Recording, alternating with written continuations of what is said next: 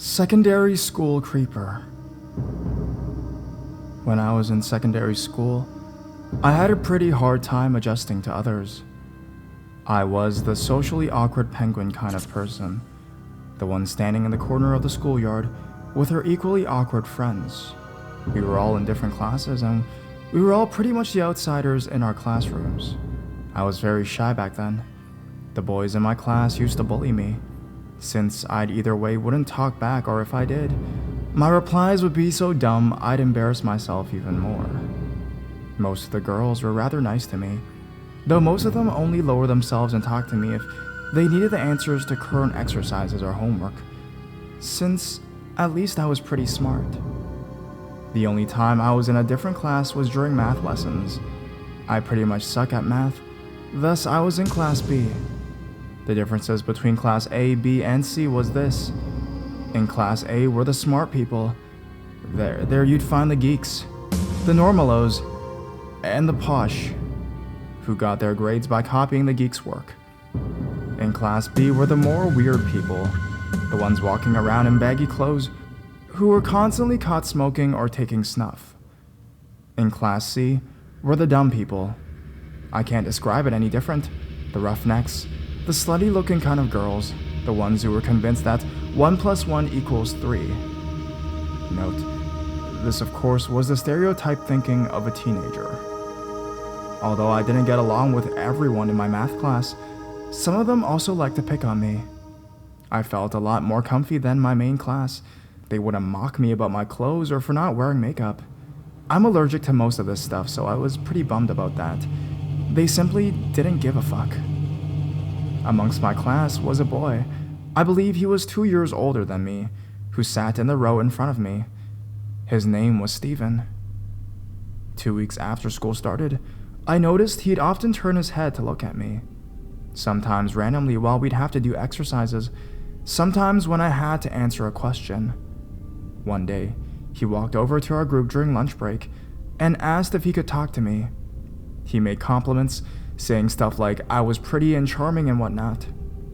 Now the thing is, I've already heard some rumors and gossip about him. Turns out many girls had already been approached by him, and the general opinion about him was that he was a horny weirdo. Our schoolyard was rather small, so it was inevitable to not hear the gossip going around, even amongst the socially awkward penguins. Nevertheless, I was flattered when he started flirting with me. Until then, boys either way pretty much avoided me in large curves or were being douchebags, and my self-respect wasn't exactly high. Hearing things like, "You're pretty" and "I like you" made my brain go complete mush.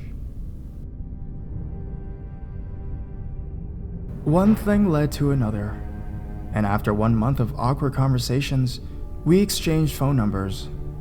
We used to walk home together, even though I lived about 2 minutes from my school, and he often sent me lovey-dovey messages on Facebook or through SMS.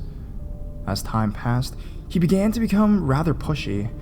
His text messages became more frequent and went from "I love you" to "you're so sexy," and ended up with stuff that was way too inappropriate. I never replied with "I love you." I either way wrote stuff like, "That's so cute of you," or just gave him a heart. I became pretty scared of him over time. He began to get more and more pushy, often trying to kiss me and calling me his girlfriend to others, even though I never said or agreed our relationship was more than a friendship. The occurrence that finally made me flip my shit was when I was at a friend's house on a Wednesday afternoon. We always had a free afternoon on this day, and I'm the kind of person who always forgets to take the phone with her.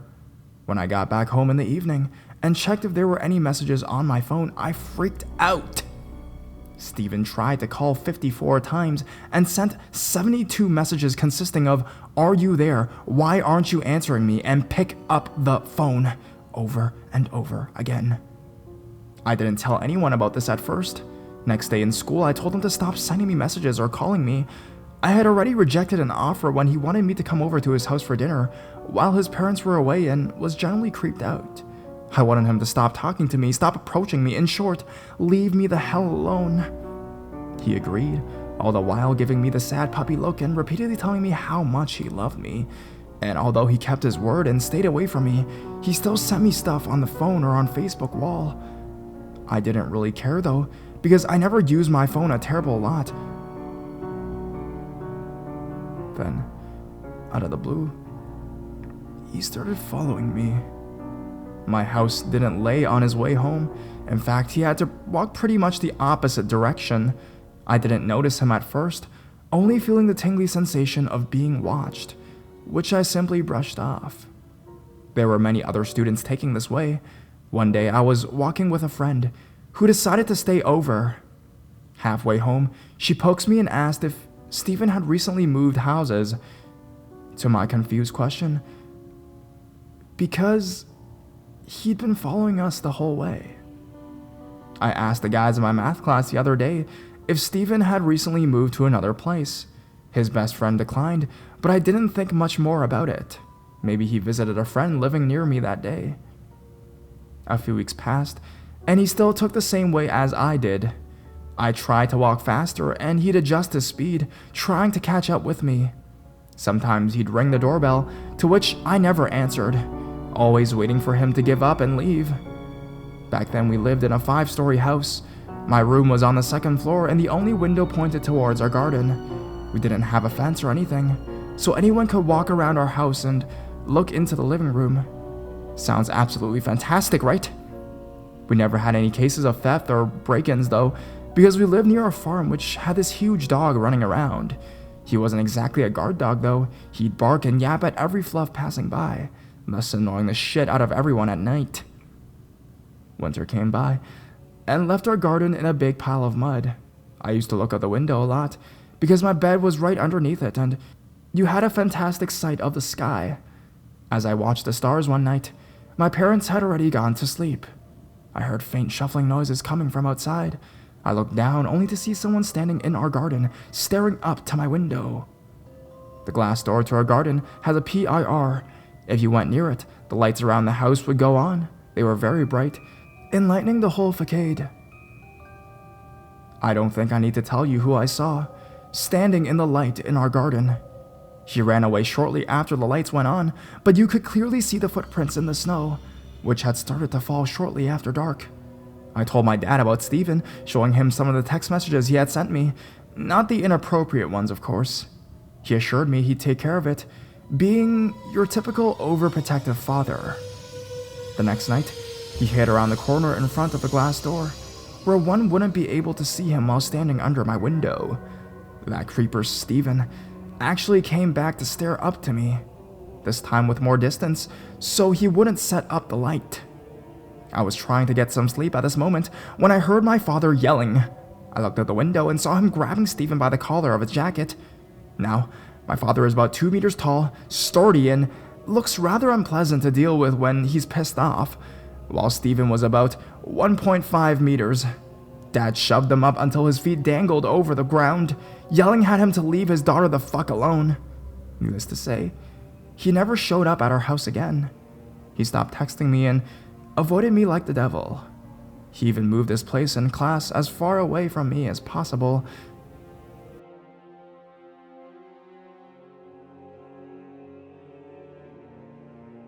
The finger across the throat. I'll start by saying I grew up in a small town in England, and just like anywhere else, everywhere has their fair share of rough areas. In this particular town, the majority are seen as rough. I used to hang out with what I know now as the wrong crowd. These thugs didn't go out to have a good time.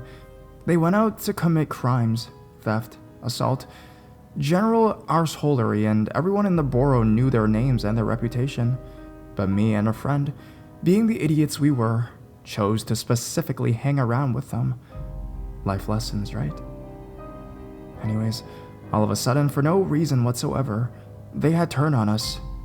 They'd invite us out and make it seem like they wanted us there, but in fact, it was only to bully and belittle us, and this just got progressively worse. Me and my best mate used to frequent the under-18s nights at the nightclubs around town, and these thugs used to pool outside near closing time to wait for us to come out. At first, it was mainly bickering and shouting across the street, but this quickly progressed. Soon it was pushing, scraping, and attempts to jump us, basically 10 or more lads attacking one person, but to no avail until one day, they managed to get my best mate and promptly beat the shit out of him right outside the club. I feel so guilty for legging it out as soon as it kicked off now, but he never had any hard feelings and managed to get away somehow with only a few bumps and cuts. The next encounter is significant. We'd been in an under-18s night and nightclub up the road from the last attack, having a great time thinking they wouldn't know because we had switched venues. But they knew. And because of their notoriety, news spread around the club fast and we quickly found out that they were about 30 to 40 lads outside waiting for us. Fuck this shit, I'm not leaving the club. We notified the bouncers and thankfully they let us stay there until my dad was able to come and pick us up from the front door who I'd phoned. Me and my mate got in the car and the only way out is to drive past them. They're banging on the windows and most of them are putting their fingers across their throats, which we all know what that signifies. But, being our daft selves, we decide to shrug it off as idle threats. That was until a week later while we were in high school. It was all over the local news. A shop owner, to where we had both lived, had been brutally attacked and killed by a group of 20 or so kids, battered with metal pipes, pool cues, whatever was long and solid, along with multiple stamps and whatnot. That was when we realized the threat was very real. They tried to use usual tactics of inviting us out during this period of time between leaving the club and the murder, but we'd refuse for obvious reasons. About 12 lads were arrested on murder suspicions, 4 were locked up for murder, some for accessory, some for stuff less serious. Close call. Not sure if the main culprits are out of prison yet, but a life sentence in England usually means 25 years. Only serving 2/3 or maybe less for good behavior, and this was about 12 years ago, so who knows. I hope to God they've forgone, which I'm confident they have, but God help me if I accidentally cross paths.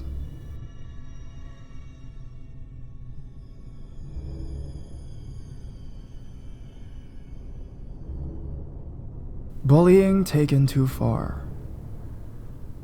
Background: I'm originally from a town outside of Boston that had a reputation for gang violence, mostly amongst the Asians.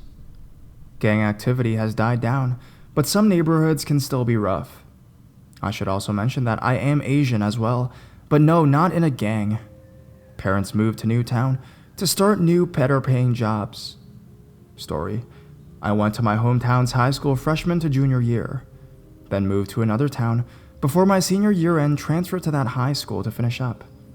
Being used to a lot of diversity from where I'm from, this new school was predominantly white, with a handful of other Asians and other minorities, leaving us easy targets for bullying. I wasn't the type to take shit from other people, especially if they were racist. At first, they tried to hassle me, but they learned right away not to try again. I'm not a big kid, about 5'10" and slim, but I knew how to defend myself and was always there for the other kids getting bullied. Last time I defended a fellow Asian kid, it ended up with a scruffle, but I came out clean and was only punished a week of detention, and the other was suspended for a long time for starting the fight. I was their hero, I guess. The other bullies didn't like it one bit, but it is 2013, and kids are still getting physically harassed for being minorities. Then last week, when its school day ended, I was leaving my last class, exiting through the gym. I usually go through here alone with no issues, but this time was different. About 5 guys, including the one that was suspended, was waiting for me in there. It was just us, and I knew what was about to happen. They didn't hesitate to call me a bunch of racial slurs, telling me they were gonna fuck me up and whatnot. At first, I wasn't sure if these guys were serious. A bunch of suburban kids ganging up on a kid from the ghetto. A series of insults back and forth while I tried to ignore them and continue passing by with their breathing down my neck, until one of them finally pulled me back by my backpack to stop me, and I instinctively turned around and gave the dude a shove and fuck off. I have been in a few one-on-one fistfights, but never jumped. It wasn't like in the movies where one guy beats everyone up like a heroic badass. It was kinda messy. A bunch of swings back and forth, with fists flying at me from many different directions. Eventually, I was able to hold a few of them off, punched one in the throat, kicked another kid in the nose, etc., until it was just the two of them. The biggest wanted to finish me off himself, trying to be the alpha male amongst his boys. He drove a right hook towards my face, but I managed to dodge it and gave him a good one through his gut. Drew back quickly and returned the right hook back to his face properly. He was kneeling, clenching his stomach, and I turned to the last kid, who was suspended, just in time to see a pocket knife in his hand. I definitely knew this kid had problems. I can feel my heart beating through my chest. Adrenaline was cranked up to 11. I thought this was where I was going to die. He ran up to me, gripping the knife by his right hip. I managed to grab his wrist before the blade penetrated me, elbowed his face in and kicked him down. I felt a sting where the knife was supposed to touch me, and it looked like it did. I lifted up my shirt to find a small cut. It was bleeding, but nothing serious, luckily. The attacker was on the ground with his nose bleeding profusely down his neck. He started apologizing and crying, saying they just wanted to rough me up a bit.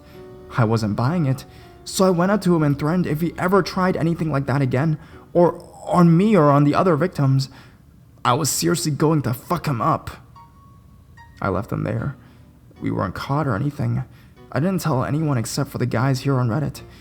I'm not sure if any of the other guys mentioned it to other people in school, but the bullying has stopped completely. I know this wasn't anything creepy, but it was life-threatening.